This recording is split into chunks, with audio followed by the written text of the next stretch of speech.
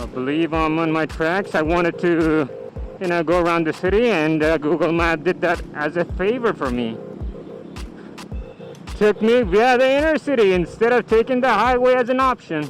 Okay, so here we are, almost that road that leads to the highway, Saharanpur, 69 kilometers. Don't forget to subscribe to the Ahmed Makki vlogs and click on the bell icon for the latest updates.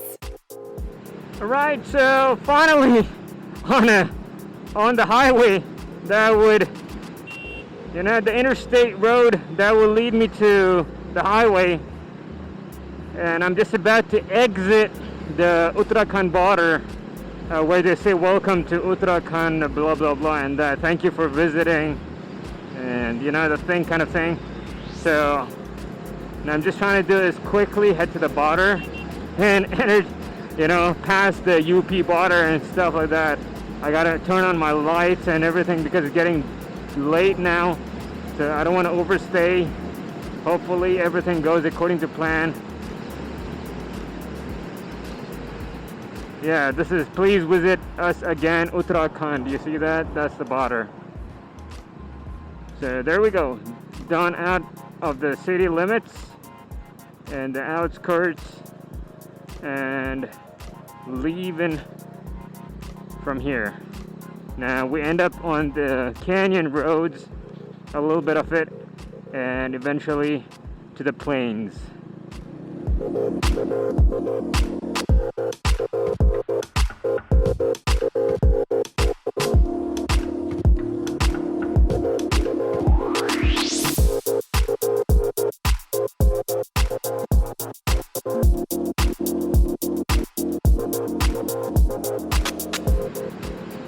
So there we see Muzaffarnagar, Ghaziabad, and Mohand. That's the name of the places. I gotta pass Ghaziabad too. So there's a tunnel coming up. Last time I couldn't show you guys this tunnel, but yeah, have a look at the tunnel. It's not that long, but still I think it's about 500 meters or so. Interesting, nice tunnel.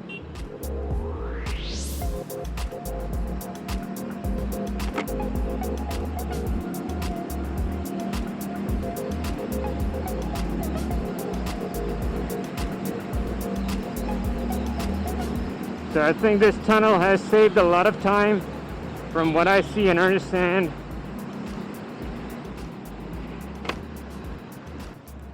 Nice canyon roads. You see the quality of the roads? Brilliant. I believe there's a lot of wildlife over here because of the way dense the forest is. Look at the roads. Beauty. I don't know why we never came to Uttarakhand with the guys.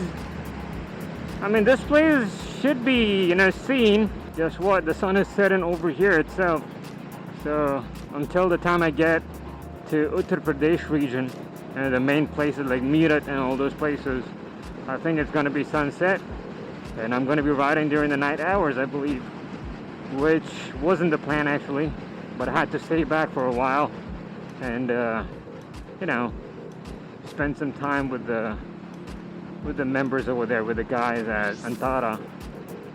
They were so hospitable, so nice of them, so generous, so courteous.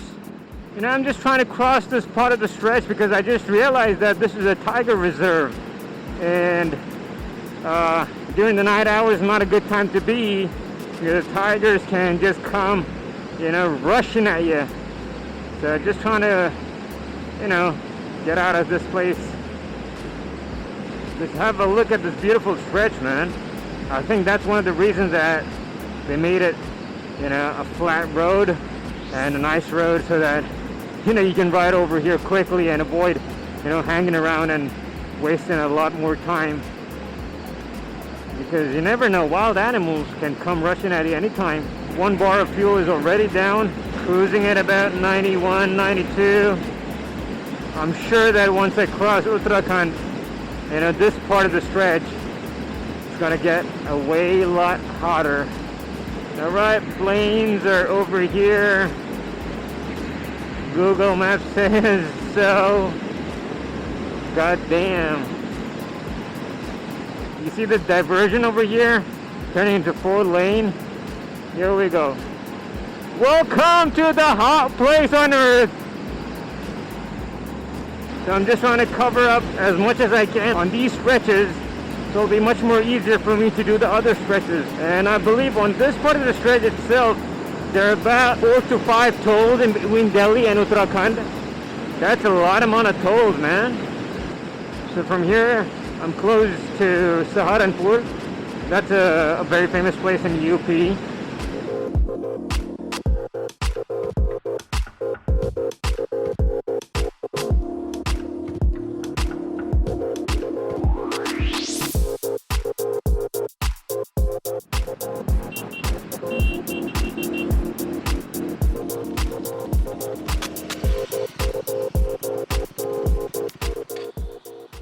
Okay, I just took a quick break.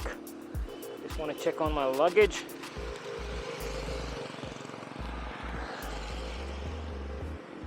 My bag, you see this? What's this, man? Why is it going sideways? So let me just fix that up.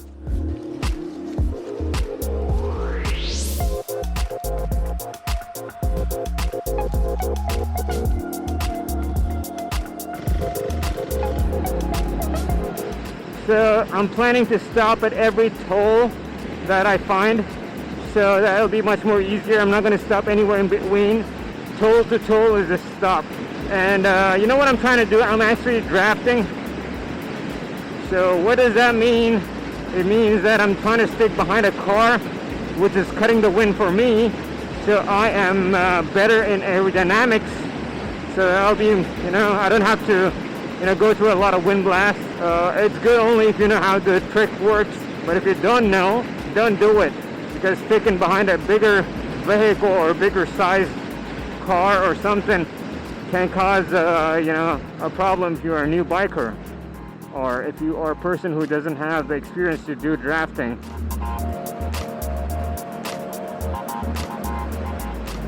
Drafting requires experience. So like this, I'm drafting behind this, the mixer, and I come out, and again I go inside, and my main motto over here is to draft behind that lorry, so that this lorry is going to cut a good amount of wind for me, and then overtake it, and get to the next one. Because that one is cutting a lot of wind for me. It makes me much more easier to ride and less fatigue. That's the physics of drafting. So that's what they do usually during Formula One. You get a slipstream, they gotta drive so you can ride a bit faster, and that's how you can overtake. That's what also happens in NASCAR. So that's the physics of NASCAR. All the cars have the same displacement, same everything, almost, you know.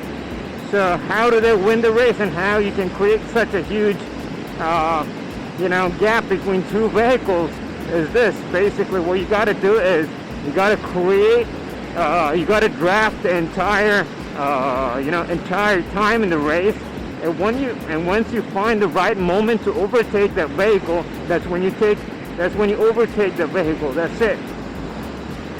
So that is basically how drafting works. You cannot draft behind a small scooty or something like that unless you have to stick perfectly behind it. It's better to draft on a bigger vehicle. Like if you're on a motorcycle, it's better to drag in a behind a car or something. Sorry, not drag. It's better to draft behind a car or something. That will make more sense. But if you are already in a car and you want to draft to save fuel and to avoid you know, wind blast, it's better to draft behind a SUV or bigger sized vehicle than your own vehicle. That is the best way and the best results that you can get while drafting.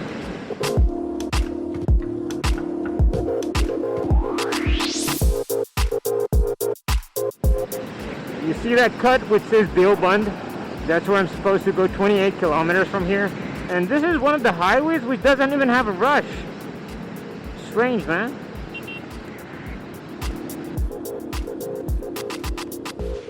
See this? The roads don't have rush.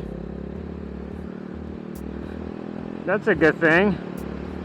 Unlike if you want to go to J&K, you have a lot of rush because there's Punjab in between, and then you have Himachal, then you have, of course, Haryana.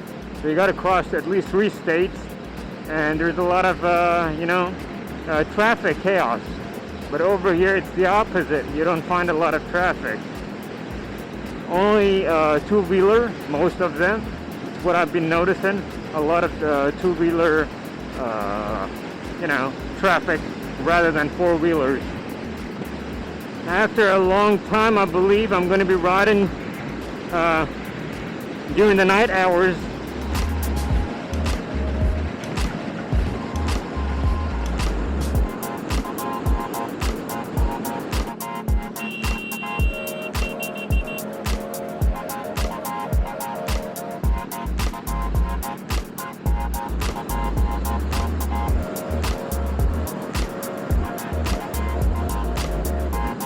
Over here, everything is closed. I don't know why, but it seems like everything is closed over here. Probably because of the COVID situation in this scenario.